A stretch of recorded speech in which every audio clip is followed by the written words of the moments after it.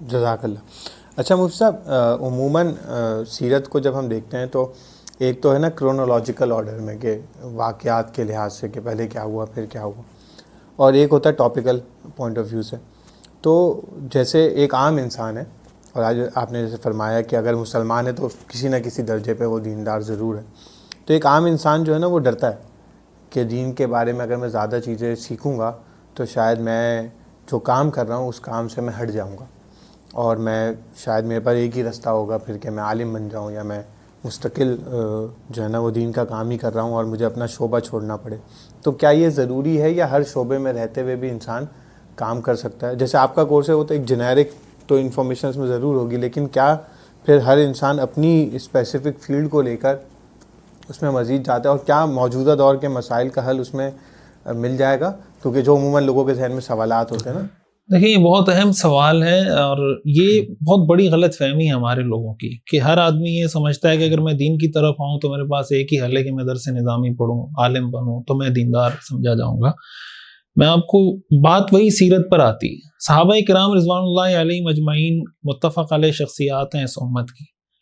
صحابہ کرام رضوان اللہ علیہم اجمعین میں جو فقہ یا مسائل جاننے والے صحابہ تھے نا، تو جو بڑے درجے کے صحابہ ہیں وہ 7 ہیں، 7 صحابہ ہیں، اور سب کو ملا کے یعنی آپ اس میں یہ کہیں کہ جو اس لیول کے مسائل جاننے والے، پھر ان سے زیادہ مسائل جاننے والے، پھر ان سب کو اگر جمع کریں، علامہ ابن القیم رحمہ اللہ نے لکھا ہے کہ ان کی تعداد 200 سے زیادہ نہیں، 1.25 لاکھ میں 1.25 لاکھ بھی صحابہ کی تعداد 1.25 لاکھ نہیں ہے۔ 1.25 لاکھ وہ صحابہ ہیں جو حضور علیہ الصلوۃ والسلام کے ساتھ حجۃ الوداع میں شریک تھے۔ حجۃ الوداع کے علاوہ، اس میں شریک ہونے کے علاوہ بھی بہت سارے صحابہ ایسے تھے جو اس حج میں شریک نہیں تھے۔ صحابہ کی تعداد تقریباً کوئی 4-4.5 لاکھ کے قریب بنتی ہے۔ اگر آپ یعنی اگرچہ ہمارے پاس بائی نیم تو 2500 سے 2600 صحابہ کے نام محفوظ ہیں، لیکن تعداد 1.25 لاکھ سے بہت زیادہ ہے۔ تو اب حضور علیہ الصلوۃ والسلام کے جو صحابہ ہیں، آپ دیکھیں صحابہ کو کوئی مسئلہ پیش آتا تھا تو حضرت عائشہ رضی اللہ تعالیٰ عنہ کے پاس آتے تھے، حضرت عبداللہ ابن مسعود ہیں، حضرت عبداللہ ابن عمر ہیں، کچھ اور صحابہ ہیں، حضرت عمر رضی اللہ تعالیٰ عنہ، تفسیر کے حوالے سے حضرت عبداللہ ابن عباس رضی اللہ تعالیٰ عنہ۔ تو ایسا نہیں ہے کہ سارے صحابہ مفتی تھے، سارے صحابہ بہت بڑے درجے کے ایسے فقیہ تھے کہ لوگ ان کے پاس جو پیچیدہ سے پیچیدہ مسائل ہوں ان کے، بلکہ کچھ مخصوص صحابہ تھے جن سے مسائل پوچھے جاتے تھے۔ یہ جو ہمارے ہاں تصور ہے کہ ہم دیندار بن جائیں گے تو اس کا یہ مطلب ہوگا کہ ہمیں عالم بننا پڑے گا، یہ تو غلط تصور ہے۔ اور یہ شریعت میں کہتا ہوں یہ جائز کیسے ہوگا کہ سارے لوگ عالم بن جائیں؟ یعنی مثال کے طور پر ہم نے کراچی سے لاہور جانا ہے جہاز میں، تو ہمیں اس کے لیے پائلٹ چاہیے نا۔ تو اگر وہ پائلٹ بھی یہ کہے نہیں میں نے پائلٹ نہیں بننا، عالم بننا ہے، تو کراچی سے لاہور کیسے جائیں گے؟ یہ atom bomb doctor Abdul Qadeer Khan نے بنایا، اگر وہ بھی یہ کہتے نہیں میں نے سائنٹسٹ نہیں بننا، میں نے عالم مفتی بننا ہے، تو ایٹم بم کیسے بناتے ہیں؟ یہ جو قرآن کی آیت ہے وَأَعِدُّوا لَهُم مَا اسْتَطَعْتُم مِّن قُوَّةٍ، اس پہ تو ڈاکٹر عبدالقدیر خان نے عمل کیا، میں نے تو عمل نہیں کیا۔ جو میزائل ٹیکنالوجی جنہوں نے پاکستان کو بنا کے دی، جنہوں نے ایٹمی ٹیکنالوجی بنا کے دی، اس آیت پر تو انہوں نے عمل کیا۔ جو کوئی گن بنا کے دے رہے ہیں، کوئی فائٹر جیٹ بنا کے دے رہے ہیں، جو بھی بنا کے دے رہے ہیں، وَأَعِدُّوا لَهُم مَا اسْتَطَعْتُم مِّن قُوَّةٍ کی آیت پر عمل وہ لوگ کر رہے ہیں۔ اسی طرح حضور علیہ الصلوۃ والسلام کی سیرت میں ہم جب جائیں گے نا، تو ہمیں اب جیسے حضور علیہ الصلوۃ والسلام مدینہ منورہ ہجرت کرنے لگے، تو مدینہ منورہ ہجرت کرنے سے پہلے آپ تقریباً 33 ٹرائبز، قبائل سے آپ نے ملاقاتیں کی ہیں، ایک ایک کے پاس جا کر اپنا پیغام پیش کیا کہ میں اللہ کا رسول ہوں، میں تمہیں اس چیز کی دعوت دیتا ہوں۔ اچھا، ملاقات سے پہلے حضور علیہ الصلوۃ والسلام حضرت ابو بکر کو بھیجتے تھے کہ تم جاؤ ان سے ذرا حال احوال لو۔ حضرت ابو بکر جاتے تھے۔ آپ یہ کہہ سکتے ہیں کہ حضرت ابو بکر ایک طرح سے حضور کے پروٹوکول آفیسر تھے اس زمانے میں۔ حضرت ابو بکر کی ایک خصوصیت یہ تھی کہ وہ نصاب تھے۔ نصاب کا مطلب عرب کے قبیلوں کے سارے نسب ان کو پتہ تھے۔ وہ جا کے پوچھتے تھے تم کس قبیلے کے؟ وہ بتاتے تھے ہم فلاں قبیلے کے۔ تمہاری تعداد کتنی ہے؟ تمہاری فوجی قوت کتنی ہے؟ تم کتنی جنگیں لڑی ہیں؟ کتنی جنگیں تم نے جیتی ہیں؟ کتنی ہاری ہیں؟ یہ سارے سوالات وہ کرتے تھے، ڈیٹا جمع کرتے تھے۔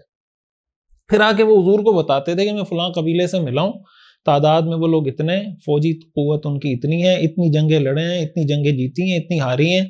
اور پھر حضور علیہ الصلوۃ والسلام یہ فیصلہ کرتے تھے کہ میں ان کے پاس جاؤں تو کیا بات کروں۔ حضور علیہ الصلوۃ والسلام 2 چیزوں کی دعوت دیتے تھے اس وقت۔ ایک تو آپ دعوت دیتے تھے کہ کلمہ پڑھ لو، دوسری آپ یہ دعوت دیتے تھے کہ میں مکہ چھوڑ کے تمہارے پاس آنا چاہتا ہوں، مجھے تمہاری طرف سے سیکیورٹی، دفاع، ہر طرح کی پروٹیکشن چاہیے، کیا تم مجھے پروٹیکٹ کر سکتے ہو؟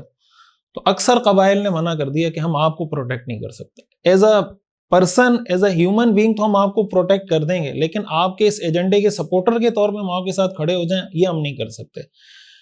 اب حضور علیہ الصلوۃ والسلام نے ہر قبیلے کو یہ دونوں باتیں نہیں کی۔ کسی قبیلے کے بارے میں آپ کو پتہ چلا نا کہ دفاعی اعتبار سے کمزور ہیں، تو آپ علیہ الصلوۃ والسلام نے ان کو یہ کہا کلمہ پڑھو، مسلمان ہو جاؤ، کامیاب ہو جاؤ گے۔ یہ دوسری بات کی نہیں کہ میں تمہارے پاس آنا چاہتا ہوں۔ کیوں؟ وجہ اس کی کہ حضرت ابوبکر نے جو ڈیٹا کلیکٹ کر کے دیا تھا تو آپ نے اس کی بنیاد پہ فیصلہ کیا۔ اب یہ جو ڈیٹا کلیکشن ہے، آج کے دور میں آپ جانتے ہیں ڈیٹا کی کتنی اہمیت ہے، اے آئی سارا ڈیٹا پہ بیسڈ ہے، تو آپ مجھے بتائیں کہ اگر کوئی ڈیٹا سائنٹسٹ بنتا ہے اور اس کا ایک نظریہ یہ نیت ہو کہ یار میں نے ڈیٹا سائنٹسٹ بن کے مسلمانوں کے ڈیٹا کو سیکیور کرنا ہے، مسلمانوں کے ڈیٹا کو محفوظ کرنا ہے، یا ڈیٹا کی بنیاد پہ میں نے مسلمانوں کو کوئی اچھی رہنمائی، اچھی تجویز، اچھا مشورہ دینا ہے، تو حضرت ابوبکر صدیق رضی اللہ تعالیٰ عنہ کو آپ یہ کہہ سکتے ہیں کہ اس دور کے وہ ڈیٹا سائنٹسٹ بھی تھے۔ ہمارے ذہن میں تو یہ آتا ہے نا کہ وہ صدیق اکبر ہیں، صدیق اکبر بھی ہیں، ڈیٹا کلیکٹر بھی تھے، حضور کے لیے سارا ڈیٹا جمع کر کے لاتے تھے۔ صحابہ کرام کی زندگی میں ایسے بہت سے واقع، غزوہ بدر کے موقع پہ 2 لوگ گرفتار ہو کر آئے، صحابہ نے ان سے پوچھا یہ بتاؤ کہ کافروں کے لوگ کتنے ہیں لشکر میں، وہ بتا نہیں رہے تھے۔ صحابہ نے ان کو ہر طرح سے اگلوانے کی کوشش کی، نہیں کچھ کہا انہوں نے۔ وہ حضور علیہ الصلوۃ والسلام کے پاس لے کر آئے، حضور علیہ الصلوۃ والسلام نماز پڑھ رہے تھے، جب نماز سے فارغ ہوئے تو صحابہ سے پوچھا کیا مسئلہ ہے، بتایا کہ یہ دشمن کے لشکر کے لوگ ہیں، پانی پینے آیا تھے، ہم نے گرفتار کر لیا ہے۔ آپ نے پوچھا تب بھی نہیں بتا رہے تھے۔